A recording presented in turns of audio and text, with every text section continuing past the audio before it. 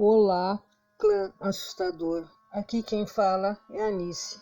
E hoje vou narrar um conto de terror e como todos que são narrados aqui, se trata de um original do escritor Eliyahu Ali. Sejam bem-vindos a mais um vídeo aterrorizante. E não se esqueçam de ativar o sininho, dar like no vídeo, deixar um comentário e compartilhar o vídeo. Tudo isso ajuda canais como nós, independentes e iniciantes, a crescer e ganharem notoriedade. O conto de hoje se chama A História Fragmentada do Caçador e do Mago. Se trata de um conto de terror e ficção fantástica, onde conheceremos um personagem de pra lá de icônico e uma história única com uma narrativa bastante diferente do tudo que você já tenha visto. E também não se esqueçam de irem na descrição do vídeo ou no comentário fixado, verem nossos produtos de afiliados, a nossa chave Pix e o nosso Apoia-se para nos ajudarem a crescer dando um apoio como o pouco que podem nos dar. Muito obrigado. Que vocês tenham um vídeo repleto de horrores e de medo terríveis que rodem a vinheta.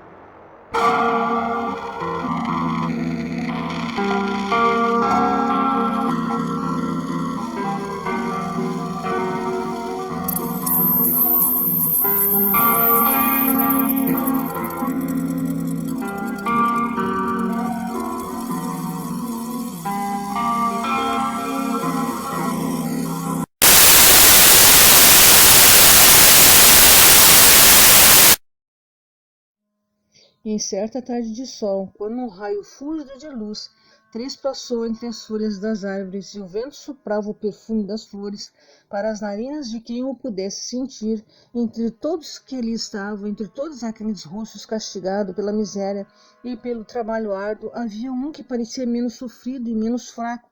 Se destacava aquela figura não somente por suas vestes e por seus cabelos castanhos e por sua pele morena e rosto quadrado e anguloso, se destacava por sua maneira que castigava o chão ao andar. A sua expressão era fechada, lábios trincados, olhos estreitos e passos largos, e isso era um pouco para o descrever. Não pertencendo àquela multidão e não pertencendo àquele mundo, caminhava na busca de um novo alvo para caçar, para destruir e castigar pelas agonias que ali afligiu, e sobretudo para mostrar o seu poder e ódio. A época em que todas as estrelas e que todos os planetas que a circundavam não é mais lembrada, a sua exatidão, e se vale lembrar que há muito se duvidava da existência de tal personagem, que tanto apareceu em prosas, cartas, contos, livros e participou do imaginário de seu povo e seus rivais. Por séculos, milênios se falava do nome dele, mas as evidências eram tão escassas quanto as evidências do primordial de Tiamat, a dupla celestial da criação do cosmos, da vida e da morte. Com tantos espaços e embarcações levando tesouros e iguarias de espaço-portos a espaços-portos, já não se sabia a exata origem das histórias e nem de quem de onde pertenciam, e foi assim que me chegaram trechos de áudios e dados corrompidos, quase irrecuperáveis da figura semidivina e mítica. Assim era descrita: alto, cabelos castanhos, olhos castanhos, branco de meia idade, se vestia de forma casual, social, em sua cabeça usava um gorro vermelho com um pêndulo dourado e portava um cedro de metade dourada e metade prateada, adornado com uma garra de uma águia, segurando uma joia transparente, esférica e lapidada. O lugar é incerto de onde se passara essa história, e os personagens tiveram que ser reconstruídos a partir de dados a posterior de quando aconteceu a história. Portanto, não assegurarei a exatidão do conto, nem a sua veracidade, nem te pretendo convencer de sua verdade, de sua magnitude e importância. Como narrado no início deste texto, caro leitor, era uma tarde simples, como toda num povoado assolado, pelo que as bocas narram, e os textos descrevem como o espectro da morte serem dotados de poderes sombrios e comandados por Tiamat, rival de primordial, cada um respectivamente representando a morte e a vida. Esse povoado se situava num dos muitos reinos de um planeta na constelação Balória, em nome do país Arquenos. O povo reclamava dos castigos dos templos, desamparados por reis tirânicos e entregues à própria sorte, invocavam seus deuses e deuses estrangeiros. Todas as noites, em todos os dias, acendiam tinas de fogos para sinalizarem aos céus que precisavam de ajuda, mas o socorro nunca veio. Faziam círculos no chão, desenhando chaves invocatórias de seres celestiais cósmicos e seres quitônicos, mas o socorro jamais veio do além do domo do firmamento ou de Tártaro. O espectro da morte, o espírito transciente, advindo de muito além da constelação que ali estava, o planeta que mal engatinhava na descoberta do espaço navegável, se viu descobrindo uma fonte imensa de entretenimento e alimento para se replicar como um vírus mutante. As missões descritas em códex de dados corrompidos de tais seres eram converter o cosmos na casa permanente deles. E conversão total dos seres que ali habitavam o espectro, e logo se instalou e começou a criar raízes profundas na mente e no coração de seus habitantes. A primeira vítima a demonstrar uma profunda mudança de comportamento foi o desesperado líder religioso da comunidade, idoso, mas vivaz, carismático, honrado e honesto. E assim iniciaram uma disparada no rumo de enriquecer, com shows desonestos de invocação de criaturas quitônicas para espantar maus espíritos. A população fragilizada e desinformada acreditara, e as migalhas que caíam das mãos dos lordes feudais daquele país iam direto para os shows do líder religioso. Cada dia mais as pessoas se tornavam mais e mais corrompidas.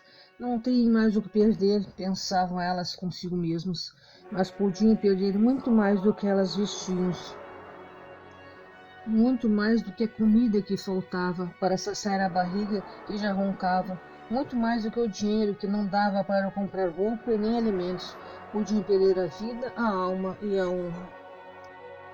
A multidão que se instaurava diante de um barraco de teto de palha e estrutura torta de barro exclamava como era impressionante dentro daqueles círculos de sigilos bem desenhados. Uma jovem moça se manifestava como um receptáculo de seres femininos e que tinha sido invocada para repelir o espírito da miséria e da fome, mas o ridículo trágico que tal ser também exigia eram bebida, dinheiros e joias, que assim abençoaria o povo dali.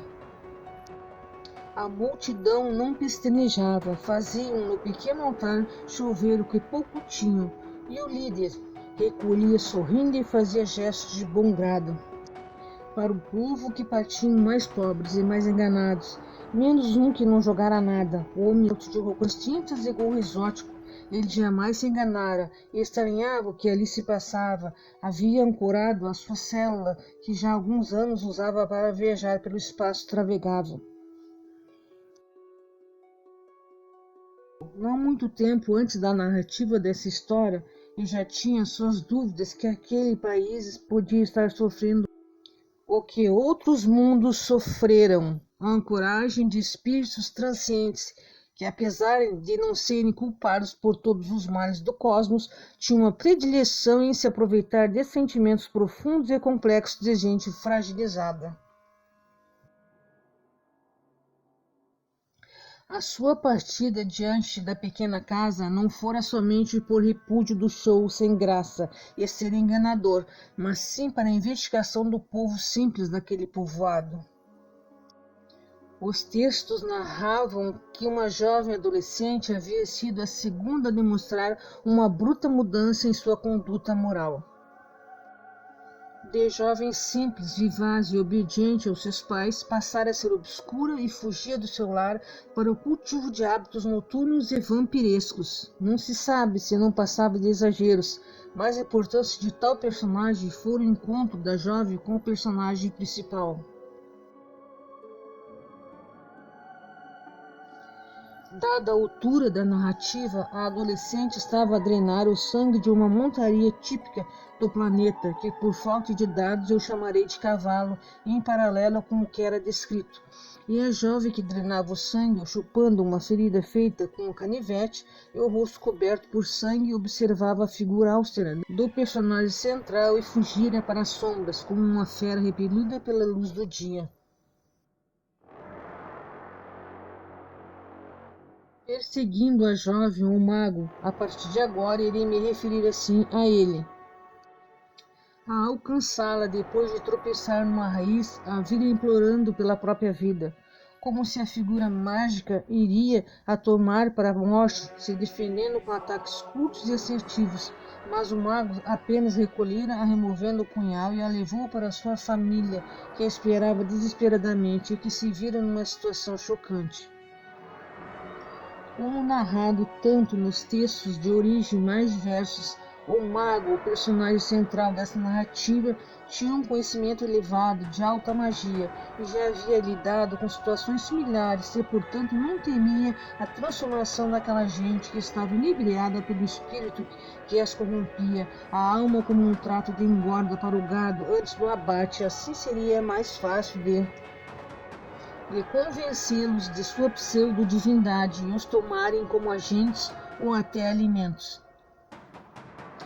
A partir de um ponto que se diverge muito nos textos e dados conseguidos, muito a posterior da narrativa, se dizia que uma neblina se instalara, ficando cada vez mais forte sobre o povoado, e escolhi uma que me fora mais cara por ter mais dado para serem checados e confirmarem a sua verdade. A neblina partia todos os dias de uma floresta que antes era verde, com árvores troncudas e marrons, animais exóticos, belos e dóceis, mas como a sua gente mudara, as folhas ficaram rugosas, com tonalidades escuras e marrom, os troncos descascaram, se tornaram negros, os animais se manifestavam hostis, e fora nesse ponto que o segundo personagem-chave da história, que se referia como o caçador, se tratava das narrativas de um homem jovem que caçava unicamente e restritamente para se alimentar. Tinha um profundo carinho para os líderes religiosos do povo e fazia suas doações em todos os dias dos rituais, mas parecia ser mais são do que os demais, que haviam se tornado fanáticos e repeliam descrentes.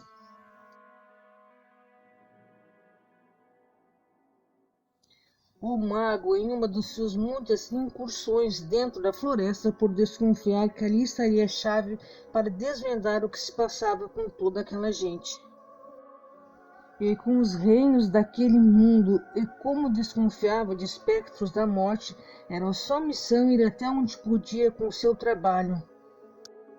Foi quando topara com o caçador atirando com uma arma que aqui chamarei de carabina por causa da falta de referências sólidas para o leitor, em um pequeno animal de caça.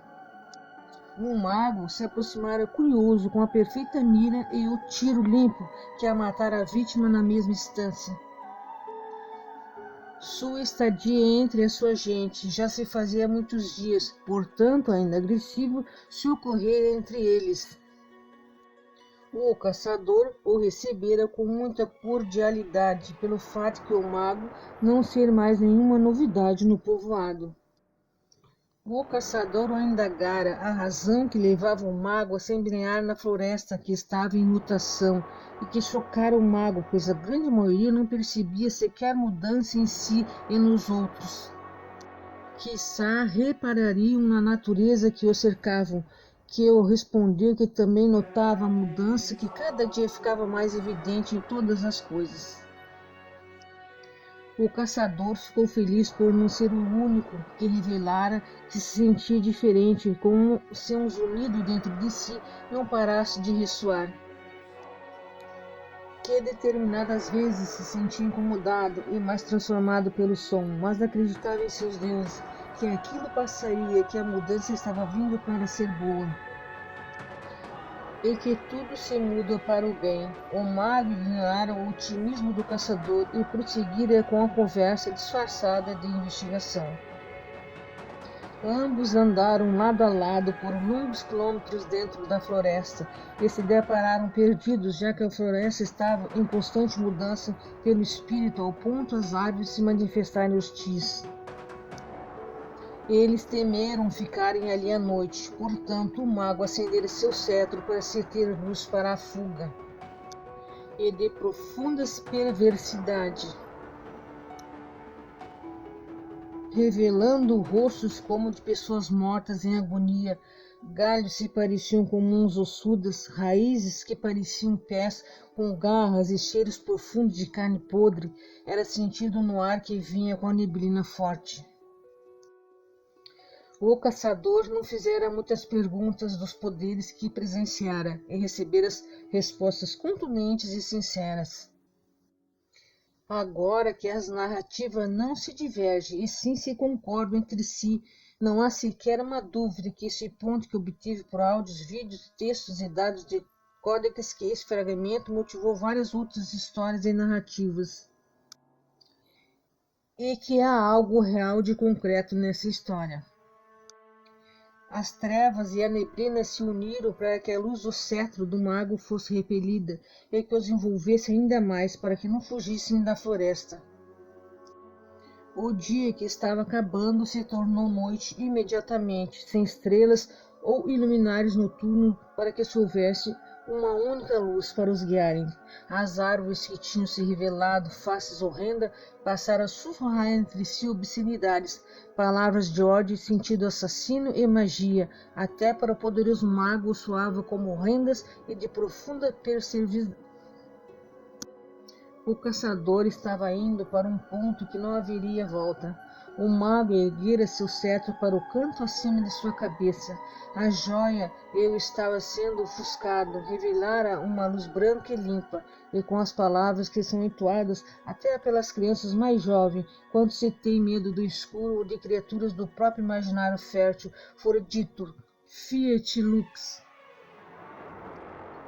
Todas as trevas foram repelidas e uma esfera prata acendera aos céus noturnos, tornando vários hectares visíveis, e o povoado se viu maravilhado com a esfera que exibia um halo multicolorido e ofuscava as trevas mais profundas e que iluminava o próprio significado da existência.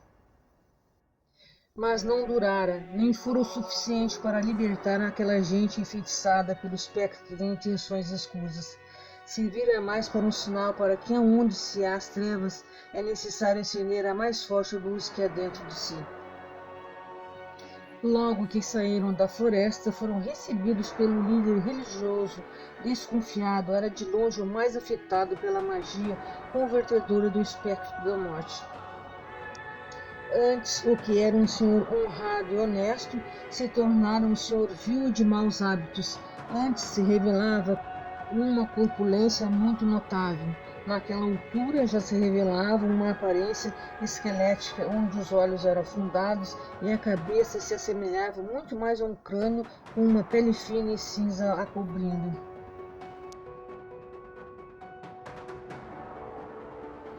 O senhor, que desde que fora afetado pela magia inebriante do espírito, não abandonava o seu saco feito de linho recheado por moedas amarrado à sua cintura. Falava com uma ansiedade descontrolada, quase copiosa de um viciado que estava com medo que ele estivesse se perdido na floresta e que não voltasse mais para a vila, que ali ficara, ali parado, ou esperando para guiá-los para o povoado. Tanto o caçador quanto o mago ficaram desconfiados, mas aceitaram o convite do líder, mas seguiram de volta ao povoado. De longe se notavam as casas com lareiras acesas. A noite tinha esfriado e as luzes das casas se davam por archotes que eram fixados nas paredes para iluminarem as vielas e para se ter um pouco de luz diante de uma noite com neblinas e com luminares obtidos pelas sombras. Como naturalmente era uma ribanceira não muito difícil de descer e nem de subir, quando o esquelético líder religioso puxara de seu cinto uma adaga para acertar o mago, logo o golpe fora mal sucedido e repelido com o cetro, caíra rolando a ribanceira abaixo. As histórias não deixam claro se ele morrera ou apenas ficara desacordado pela fragilidade de seu corpo, mas todos os fragmentos concordavam em uma coisa: o povo que ouvira e tanto vira a queda do líder religioso deles acreditaram que sim, que ele não somente tinha morrido, mas tinha sido morto pelo mago. A multidão se tornou uma massa bruta e concreta de ódio, fúria e uma cacofonia de gritos de ordem contra o assassino. O caçador largara sua caça no chão no mesmo instante que se viu sua vida em risco, e empunhou sua carabina e mirou direto na multidão, que não temera a morte sequer um segundo. Mas o mago exigiu que largasse a sua ideia, que corresse para a floresta, que lá estariam mais seguros, e também seria onde não precisariam ferir a multidão, já que aquilo era obra de algo muito mais perigoso que a multidão. Correram a ribanceira acima, com a multidão os lançando achotes acesos, ferramentas de trabalhos, e aqueles como o caçador que tinham armas de fogo os disparavam. Confuso e muito contrariado, acatou por ter visto o poder do mesmo quando estavam perdidos em meio à floresta e à neblina. Que fora estigmatizado como assassino e o caçador seu cúmplice de assassinato. Que perdera o espírito para um espectro da morte. A multidão parara no mesmo instante que viram eles adentrarem a floresta, hipnotizados, voltaram-se sem falar sequer uma palavra e recolheram seus pertences. A noite ficara mais sombria, as árvores rangiam como se estivessem gemendo, os animais gritavam e reclamavam da presença obscura naquela floresta que pouco tempo atrás eram livres e repleta de animais contentes com o seu lar. Não havia modo de não se perder diante da neblina densa que machucava a pele e intoxicava com seu perfume da morte e da peste. A luz do mago não iluminava mais do que alguns metros. O caçador falava em tom de sussurro que estava se sentindo mudando e que os uniu dentro de si como uma coceira que Sandro pode coçar, como se estivesse dentro de sua psique e o dominando como um peão que domina um cavalo. O mago insistira que ele ficasse calmo e o seguisse, que eles iam achar o ponto central do espectro e iam repelir.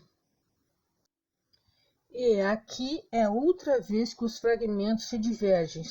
Ora se diz que sabia e outra dizem que não. O que o caçador não sabia que ele estava sendo usado.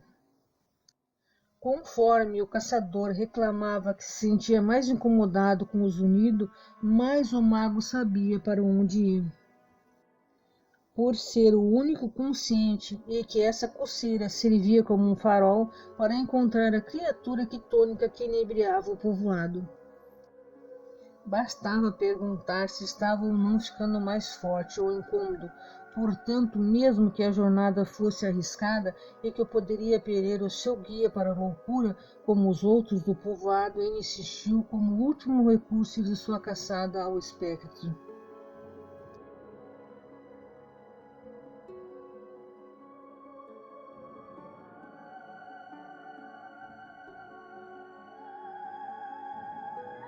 E era isso, clã assustador. Espero que tenham gostado do vídeo de hoje. E não se esqueçam de darem like, se inscreverem, ativarem o sininho, deixarem o comentário para verem na próxima sexta-feira a parte 2 deste mesmo conto e também para verem a parte 2 da nossa creepypasta que sairá nesta segunda-feira. Agradecemos muito que você tenha chegado até aqui no final do vídeo. Você é muito especial para nós. E deem uma olhada na descrição do vídeo para nos apoiarem no nosso Apoia-se. Também deem uma olhada nos nossos produtos de afiliados para nos ajudarem comprando esses produtos. E também tem a nossa chave Pix, caso queiram nos apoiar com qualquer valor que puderem nos transferir. E agora nos despedimos aqui. Beijos, abraços e que tenham um dia ou uma noite assustadora e repleta de bizarrices monstruosas. Tchau.